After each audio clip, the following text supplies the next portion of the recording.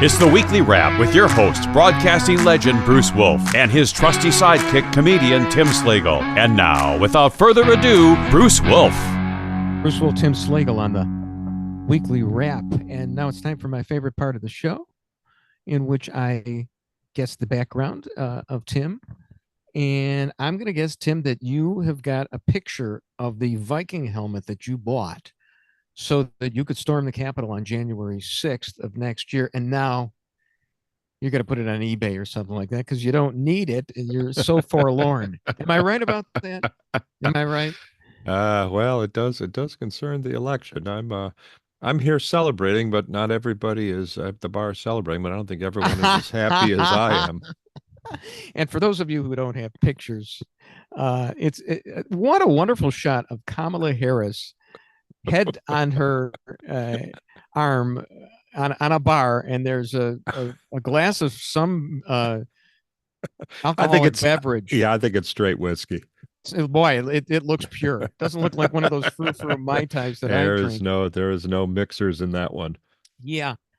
I got to tell you. The only thing mixed is her race. So apparently, who knows? Remember back when Trump made the fatal mistake of saying, I don't know, is she really black or is she an Indian? You know, right here in Chicago. He said, oh, that's it. He lost the election. The vibes are going to carry her. No, that was actually a lot of people didn't pick up on that, especially on the left. That was genius, is because a lot of black people do not think she was one of theirs. Right. And now, now that we're as I do in golf videos, they try and reverse engineer your swing, so you start with the finish and go backwards. So let's reverse engineer here, and it looks like that because he got a whole and the people on The View and everybody, they're going crazy right now because they're not angry at people like us. We're lost causes from 50 years ago, and it's true because I made up my mind in this election in 1966. I don't know when you made up your mind, but they're saying they're mad at black men, and because Trump got twice the amount of black men that he had gotten last time, and it went through other ethnic groups as well, and and that's why Obama was lecturing them. Oh, that worked. There's nothing that a black man wants more than a guy who can't throw a baseball, telling them what to do. I was beautiful. And Trump capitalized then. But you know what? He didn't know that he was doing it, right? It's just natural with him. No, I think he knew. I think he knew what he was doing. I think he knew that in the black community that they cannot see back past her Indian heritage. Is that she looks like the person that rips them off at the liquor store when they okay, Apu. Yeah. And why did the Simpsons get rid of Apu anyway?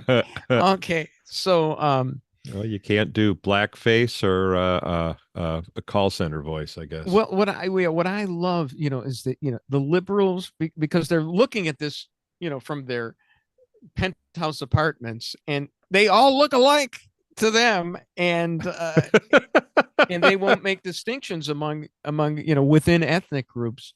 Right, but I think in the black community, I think the distinction is obvious. Especially when she tried to talk in their language. Right, and then she's trying to pass them. That's the thing. When it's in other words, it was almost as bad. We got it when Hillary did it. Okay. Uh-huh. And when Joe Biden says you're going to put y'all back in chains, oh sure, thank you. Love is love, Joe. In the corner, in the Scranton, Pennsylvania corner. Yeah, well, that's what I mean. So Trump is authentic to those people, and you know what? It's not like he got every black male voter, but he doubled it from 10 to 20%, and that I don't know what caused the margin for the sweep in all the the swing states. But that seems 54%, 54% of the Hispanic vote. I mean, that's again, that's the white liberal elites thinking, oh, those Garcias, they're all in favor of illegal immigration. Sure. Oh well, yeah. Well, the border towns too. in like Texas, you get like 75%, because if there's one thing that a legal immigrant hates, it's an illegal immigrant. Yeah. And that's, I mean, it's fascinating. Yeah, they have the same love for them as you do for the people that cut in line in front of you at Disneyland.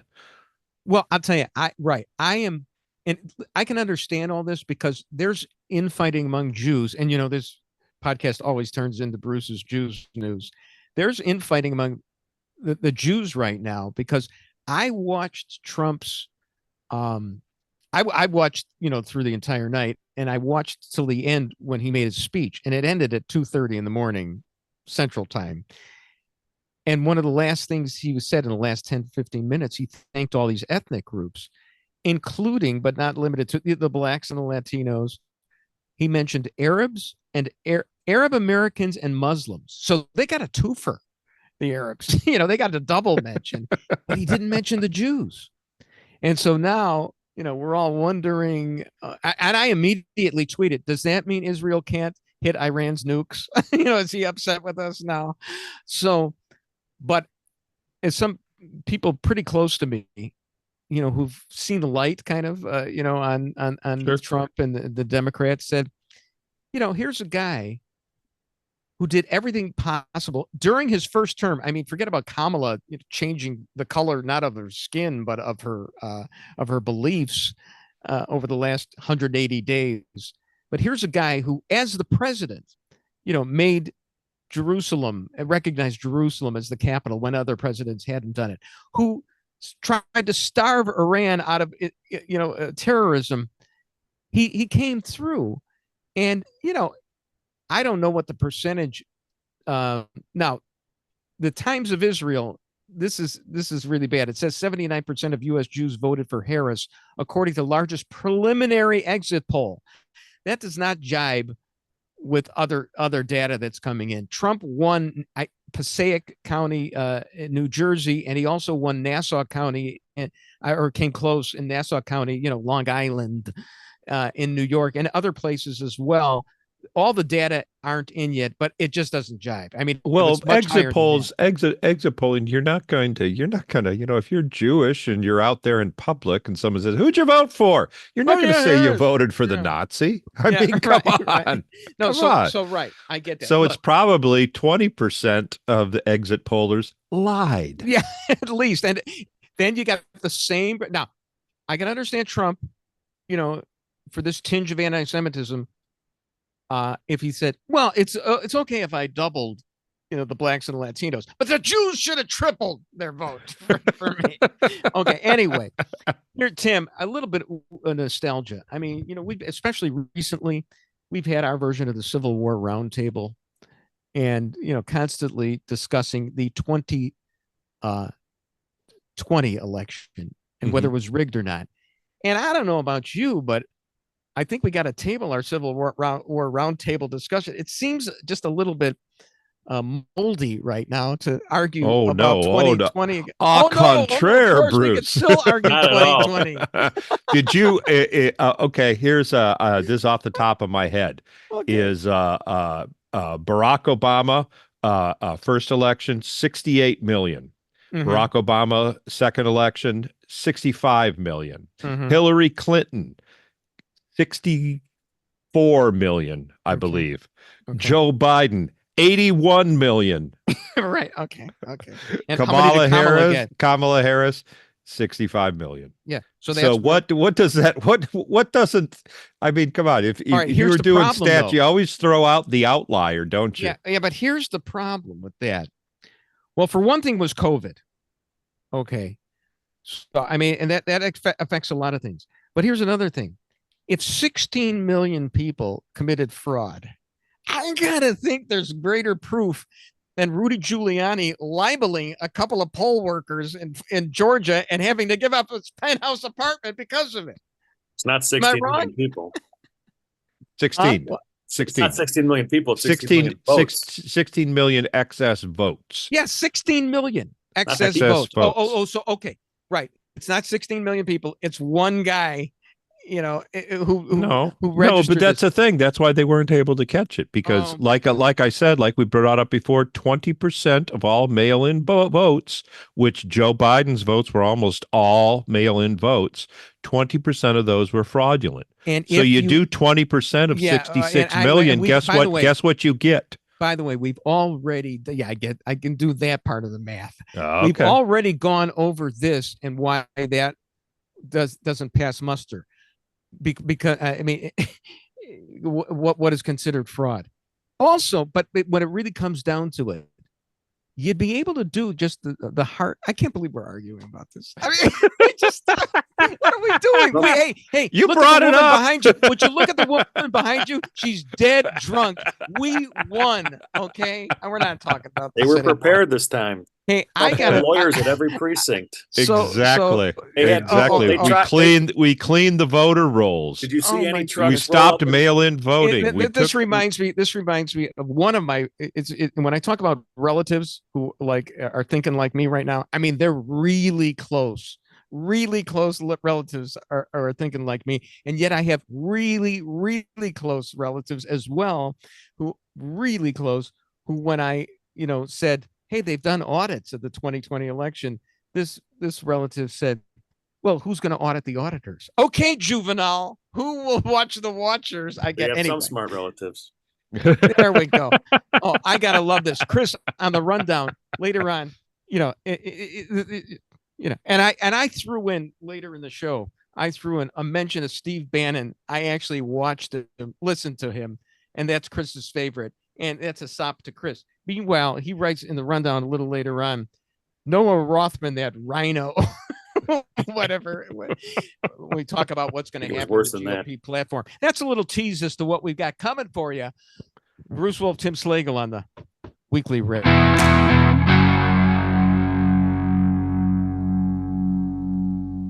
Projection. CNN projects that Donald Trump will win the state of North Carolina. This is the first of 7 battleground states that we're keeping an eye on. Georgia will go to Donald Trump. Georgia, a very highly contested battleground of 16 electoral votes. CNN projects that Donald Trump will win the great Commonwealth of Pennsylvania. This is a huge achievement for Donald Trump and a huge bucket of electoral votes, 19 of them, for his path back to the presidency. Bruce Wolf, Tim Slagle on the Weekly Wrap. Tim, got to ask you, who did you watch? I'll be glad to tell you what I was doing. I was all over the map. I was watching Dan Bongino. I watched Megyn Kelly. I was flipping around. I also would flip over to MSNBC, CNN, and I had to see David Muir take it in the shorts. I'll tell you, first of all, David Muir. I know that he screwed up. He wrecked the reputation of the mainstream media beyond repair with his embarrassing debate performance. One thing, when you fact check somebody, make sure your facts are right. And he didn't have it. But I got to tell you something. You were on vacation that week and we never got to show it. There's an ad of David Muir in like a helicopter, and in military. Oh yeah, gear, looking very Dukakis. No, sir. That guy has guns. Oh my! And I'm talking. Oh no! And I'm not talking.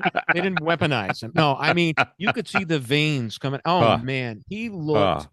Well, I'd rather. He does a lot of push-ups during Pride Week, Bruce. Yeah, well, I was going to say, I'd like to see him striding down the runway somewhere, and I'm not talking about in an F-16. All right. Speaking of military gear, I watched Brian Williams on Prime Video. They brought back Brian Williams. They had him in a fighter jet taking incoming missiles. It was unbelievable. No, he did do something, but he wasn't in a fighter jet. But he was on. And I think, if I'm not mistaken, because I did not watch him, they basically did, the kind of thing that I always do or did when I was on the radio or whatever. You just see what everybody else is reporting, because they didn't have, apparently Bezos has lost so much money from the Washington Post and subscribers because he didn't endorse Kamala Harris and cost her the election, by the way, by not endorsing her. That I don't think they had much than, like a paper mache set behind them, and Williams did it gratis. So they didn't have any they didn't have any they didn't have any information that you didn't have already. I don't think. By the way, that was one of the reasons I gave up on the mainstream media many years ago. It was during that, remember the Boston Marathon bombing? Yeah. And I'm following on Twitter, and I just, followed the Boston Globe on Twitter for that night. And then I had Brian Williams on NBC was just reading the Boston Globe Twitter feed 5 minutes after I saw it. So who needed it? So, yeah, I mean, forget it. I can understand him making up stories about himself. He knew, that the writing was on the wall. So So Dan Bongino called the election about 10 o'clock. About 10 o'clock, he shut down his podcast. And is that 10 o'clock Eastern? Is that Eastern? Central. So, but 11 o'clock Eastern. He pretty much that was pretty early. Called the election, did some shots. Oh, it was way early. He called the election, did some shots, was visibly drunk. And I said, well, that's it. And I went, oh, of course, he's just down the street from Mar-a-Lago. He's going. Oh, I'm sure he wanted to get to the party. Yeah, he's going for the real party because he knew. Here's the thing. He called it. Why? CNN, and MSNBC did not call it. Did not call it until after the victory speech. And both of them were stressing. Oh, by the way, we still have not declared a winner in this election, even though the president is declaring it over. We have not declared a winner. Well, Kamala didn't issue her concession speech until like 2 minutes before she's sitting there behind you at the bar right now. What is it? What is it with women? Because Hillary wouldn't do that either. Remember? Tim. Wait a minute. This is why there's a problem in this country, because Latino men like you, or are you black? I can't remember. What is this with women? I mean, seriously. Well, two women candidates, both of them lost, and neither of them would come out and concede. Both of them, they were in such a state. That's not a big sample size. Look, give me three. No, women. It's 100%, Bruce. No, yeah, please give me a third woman against JD Vance in 2028. Please. All right. So Tim, how late did you stay up? Tim, how late did you stay up? 3:30. All right. I was up even later. ABC kept going to their decision desk guy. They wouldn't let him call Pennsylvania. He goes, I just don't see any path there. David Muir would not let him call it. And the same thing on MSNBC at 5:30 in the morning. They still had not clicked over 270. Oh man. Well, David Muir was probably still fact checking the FBI statistics on crime, and but they wouldn't let the guy call it. The guy goes, I can't find a path. He goes, there's got to be something. David Muir just kept going. Is there some votes here? He's like, Philadelphia County. It was pathetic. And MSNBC was the same way. They would not call it. That is so funny. I couldn't look at it. CNN called it a little after the victory speech. See, I can't look at Gaper's blocks like that. I just didn't want to enjoy. We'll talk a little bit more about some of these in the next segment. First of all, I love when Brett Baer says there's a path. Because in 2016, we're watching Fox. I'm at one of my son's houses. He lives in California.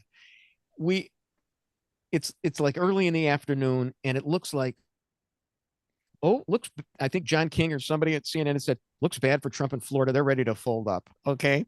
Early afternoon. And I was so, oh my God. And then in the early evening on Fox, Brett Baer is saying, there's a path there. Okay. And he wasn't burdened by Chris Stirewalt at the time. Anyway, but so when Brett Baer says there's a path, and then he started saying there was a path the other night, and but other than that, with the exception of like Laura Ingraham and Sean Hannity, who they had on, he was saying there's no path for Kamala. Right around the time Bongino was, or even earlier. Yeah, he was probably watching Bongino. Exactly. The rest of them were like very cautious about this stuff. I turned on, and I hate to say, I turned on Ben Shapiro, and you have to understand, Ben Shapiro, he's a Jewish guy. He's 40 years old. He wears a yarmulke. Okay. He's really smart. He was like a clerked for some Supreme Court justice. He's got the syndication deal. They've got the Daily Wire, and he's got a bunch of friends who are sitting around there. They're lighting cigars when Trump wins. They are, and Ben, he's wearing the yarmulke. He's religious, he observes the Sabbath and everything. He's throwing on the SH word on this broadcast. I'm saying, you little pisher, don't talk like, but he can get away with it because he's quite literate. Anyway, you should have heard Bongino. I'm used to listening to Bongino on the radio. Yeah. Holy Toledo. But see, Bongino, I would expect that. He was, it's Trump, MF and one. Yeah, I know, but that's kind of how he's talks on the radio and elsewhere. But Shapiro, is so literate and this and that, and he's throwing that around and anyway. I got to tell my heartwarming story right here. Go ahead. When I knew that Trump would win, we left the polls. There wasn't much of a line. About 1:00. We voted, and we were leaving the polls, and something happened at the polling place that I'd never seen before. I don't know if other places do it. I don't know if it's unique to mine, but when somebody comes up and they're a first-time voter, they announce it loudly, and the whole room, Right. the whole room applauds. And there were two. They did. Okay. Oh, there you go. There you go. First-time voter, and then the whole room goes nuts. So there were two kids, not old enough to drink. I don't think they were old enough to drink, but I don't know. They all look that old now. And first-time voters, audience applauds, everyone applauds. And I waited for him to come out because I had to know. And I go, hey, kids, how did you vote? And they go, well, you go in that door right there. Not literally. Yeah. I said, no. Who did you vote for? I know I was in there. I saw your first-time voters. I've got to know what brought you to the polls. And they both looked both ways, and they said, Trump. Yeah, baby. And yeah, I said, that's it. He brought those kids. Like I said, they didn't look old enough to drink. Okay, he brought those two kids out to vote for the very first time. And I said, that's it. He appeals to everyone. Yeah. Well, I got to tell you. So I read this chart, and it said basically it wasn't them that put him over, that it was Gen Xers who did it. And me being a boomer, I tweeted out, yeah, I don't really know who Gen Xers are because the boomers don't really care about all those letters after, X, millennials, yeah, somewhere in there.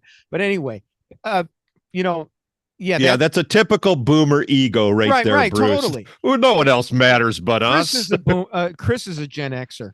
Okay, so look here. You know what the telltale sign for me was? That was yours. That was your bellwether. Mine was when the exit polling showed that Trump had won imprisoned illegal immigrant transsexuals, or the IIITs, the it's cousin it's. Because you saw that, like we mentioned last segment, that he was winning or not winning, but had made inroads in areas that, what's it, Dearborn, Michigan, the mayor endorsed Trump, and he did well there too. So, so I wouldn't be surprised if the transsexual says, hell no, I'm not married for that Mia who thinks she's an Indian and a black. Well, she's in favor of you. Well, okay, fine. She looks like that woman that rips me off at the liquor store. Bruce Wolf, Tim Slagle on the Weekly Wrap.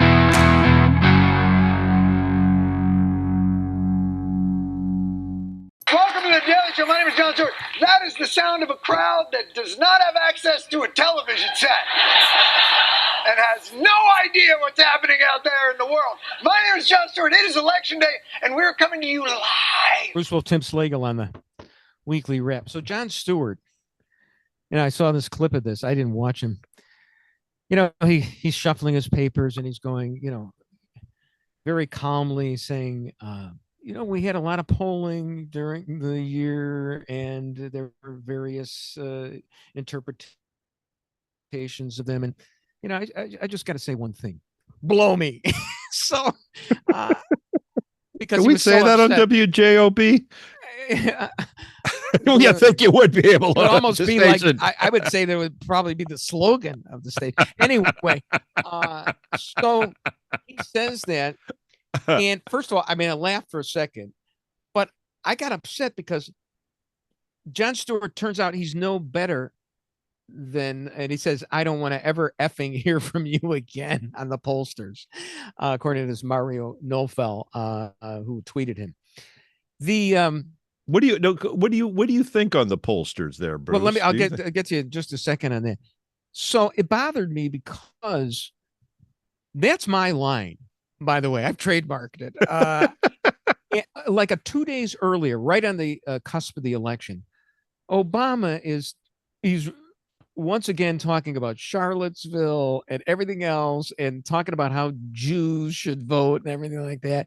And my response to that was, the same that Stewart just had.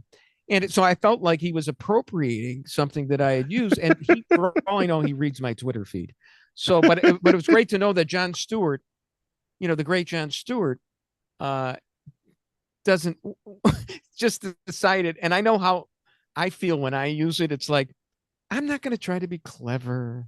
I'm not going to try to be Jonathan Swift like and try to come up with some great aphorism.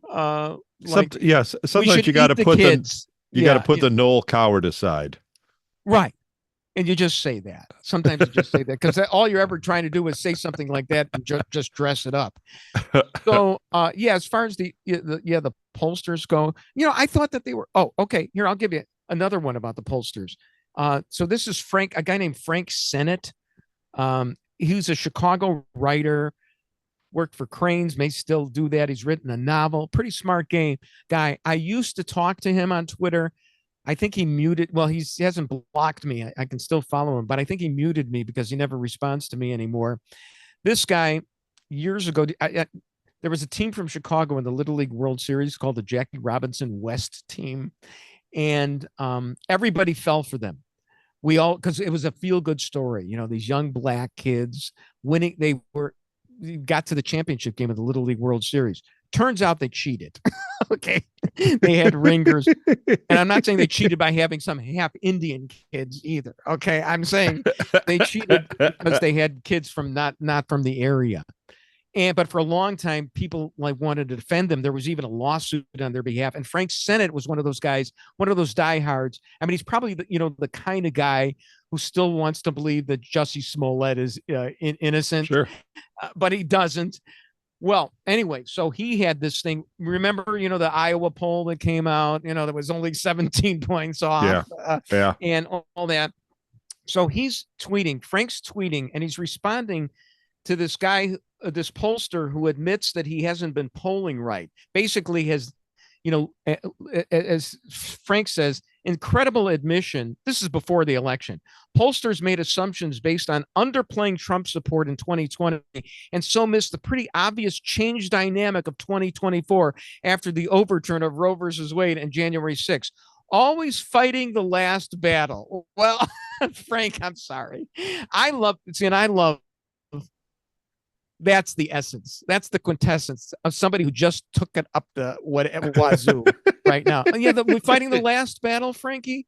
No, I think you got that one wrong. I wonder. I haven't been surveying Twitter lately. I'm wondering if he's got the mea culpa on that one. But that's the kind of stuff that you had. People and that what joy, Schadenfreude that you can have that people were like that. You talked about watching MSNBC. Anybody else that you thought that? You just got such a kick out of the fact that they lost. Oh yeah, I got flipping around. I got to see Jen Psaki, Joy Reid, and Juan Williams all comment on the concession. So it was just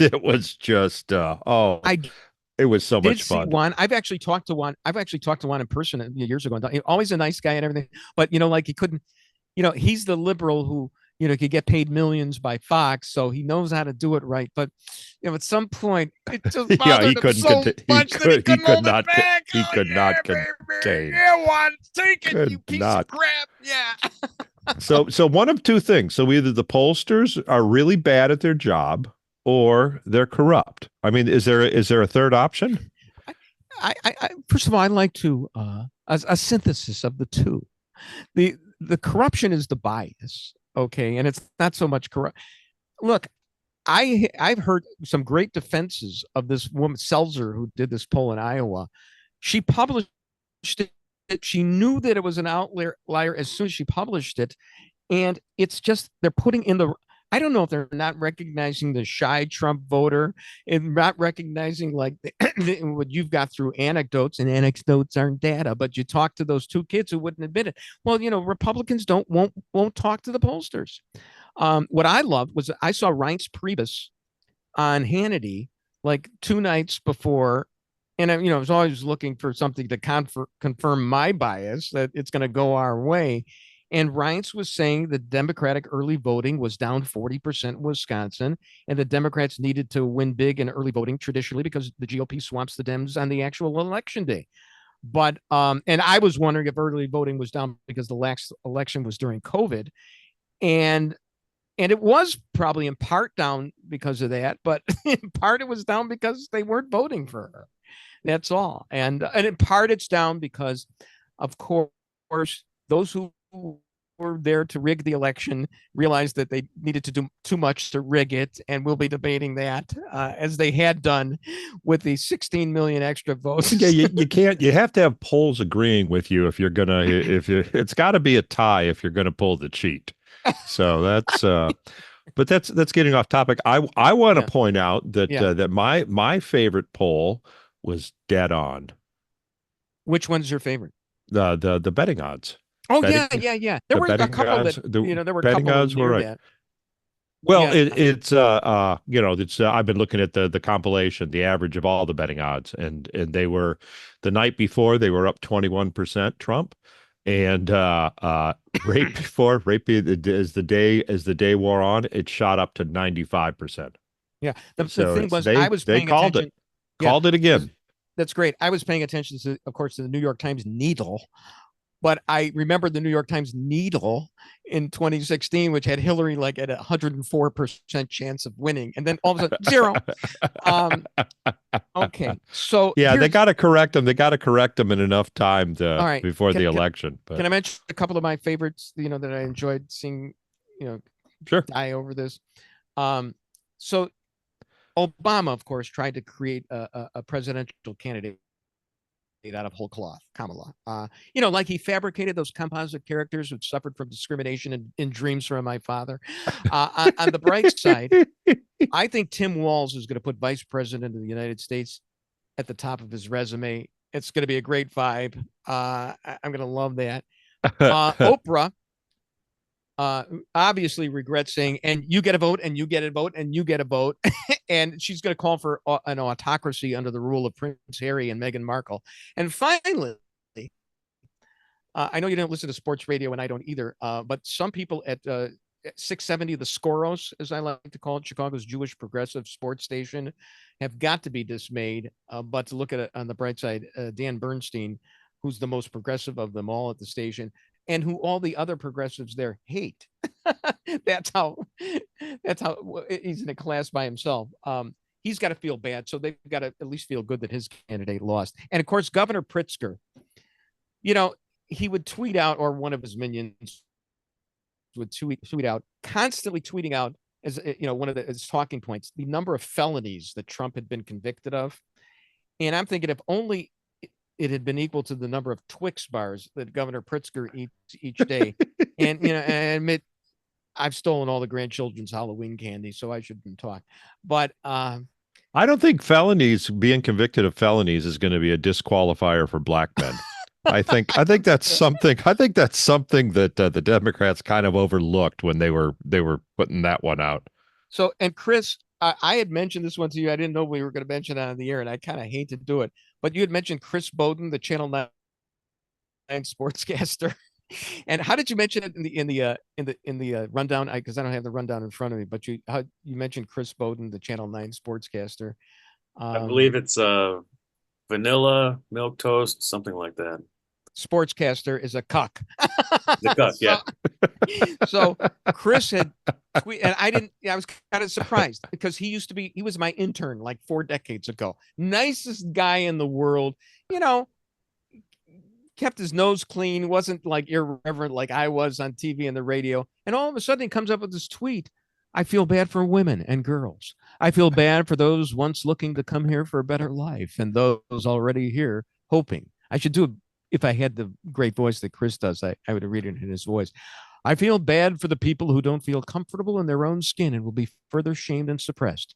Life is about to change. Brace. So the only thing that I did was I responded to that with, okay, Chris Bowden, my former intern, chiming in. Luke Canellas, you're up, because he's also a former intern of mine. But I just love it. These guys and their TV stations allow them to do that. Imagine how would I be able to work for Channel 9 or even Channel 32 or any of those stations would go, yeah, baby, Trump won in your face. Yeah. So there you go. Bruce Wolf, Tim Slagle on the Weekly Wrap.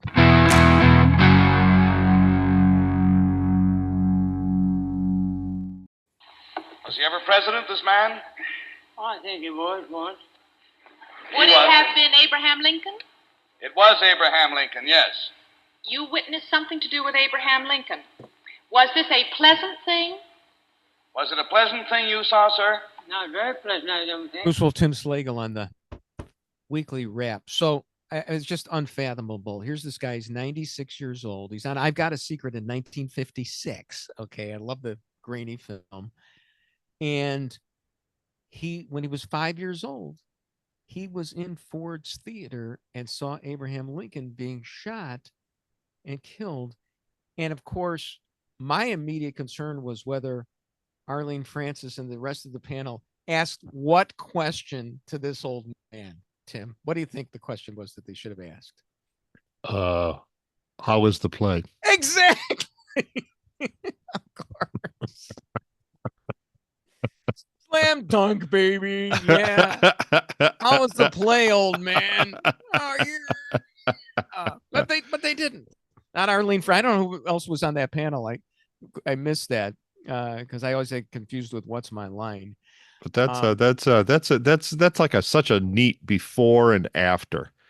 You know what I mean? Right. It's just that the fact that television, that someone who has witnessed the Lincoln assassination could be on television.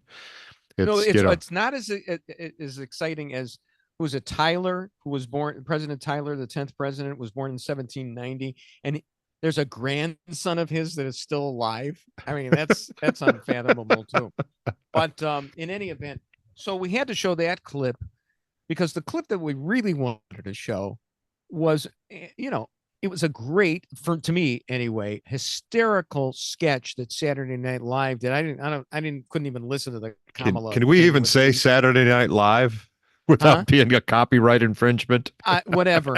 Apparently, they'll cut you out. Even our lonely little that doesn't even reach the threshold of being.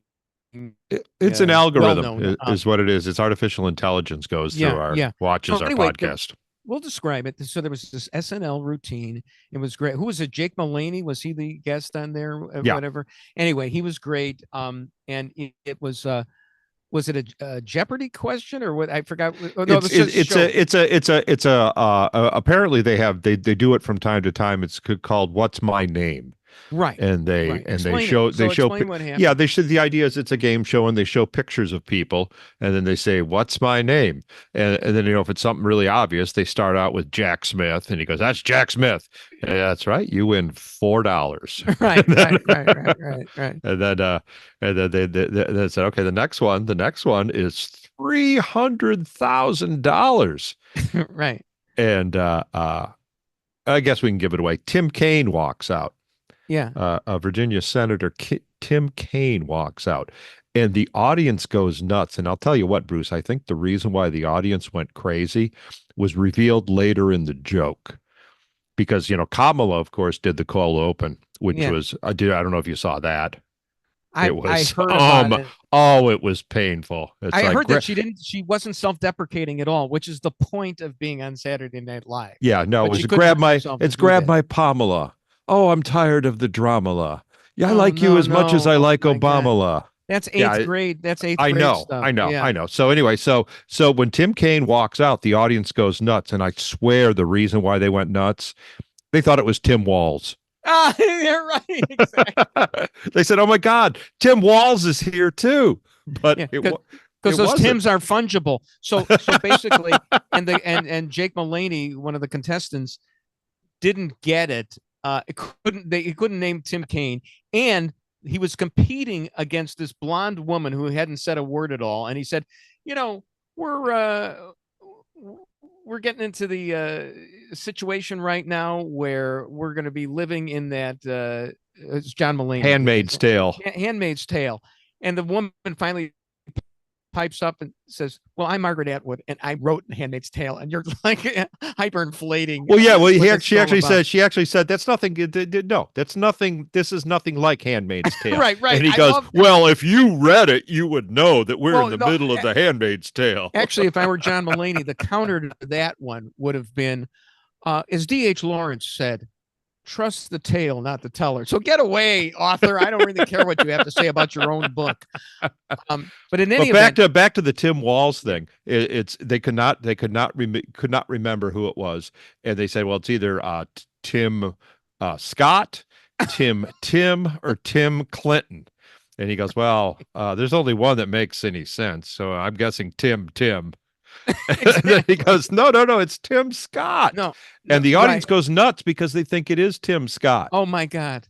The audience really did not know Tim Kaine. And and then he goes, "Well, if it was a candidate like Tim Walz, I would remember."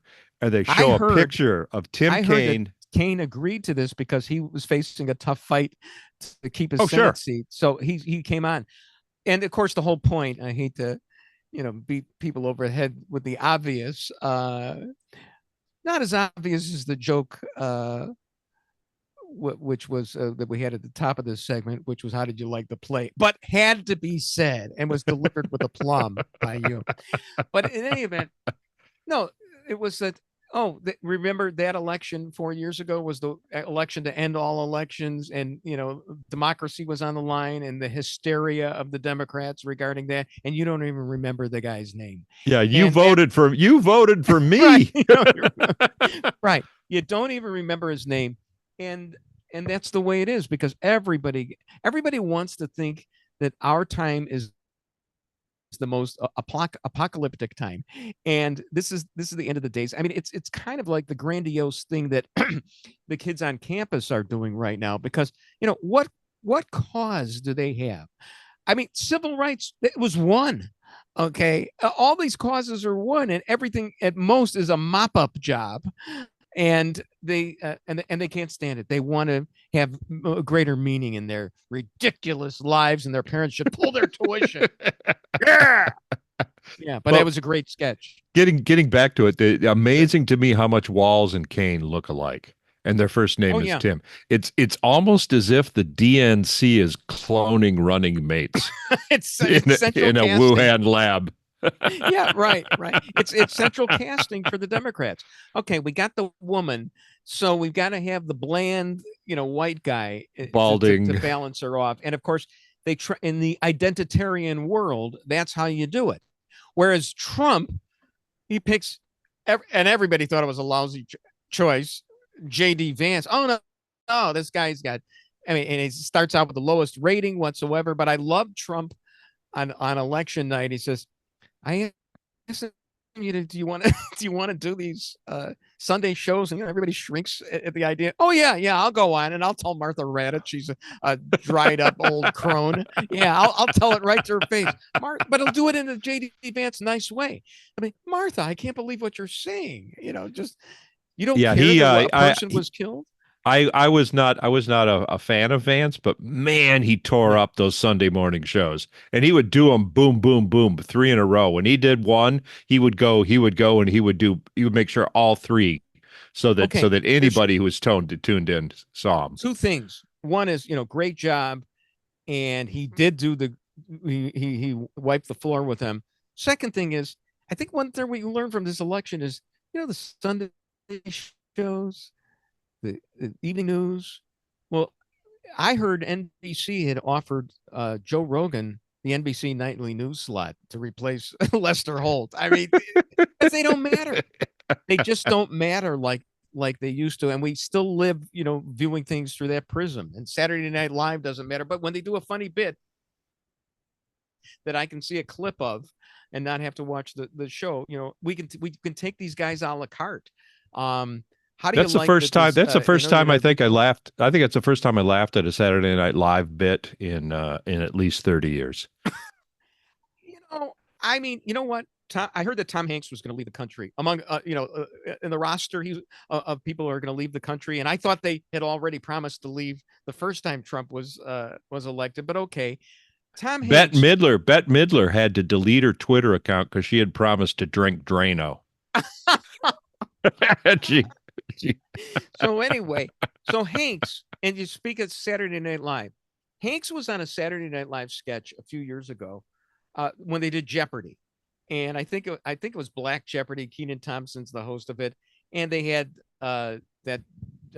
what's her name, Jones, the tall black woman who was on there. She was on for years, funny woman, and a blander, Leslie Jones, and a blander black woman also. And Hanks was on with them on Black Jeopardy wearing a MAGA hat, and it turned out when you go through the whole bit, they were talking about, women with skinny butts are what, and he says, what is the most awful thing in the world? Yeah, I agree, because it's a class thing now. It's not a racial thing so much. And he had more in common with black people, the MAGA guy, because of his class and working class background and everything, and his preferences, than the progressives who never actually want to have anything to do with these people, but just want to rule them and think they know what's best. And let's change the name of the Washington Redskins to the Washington Commanders while we're at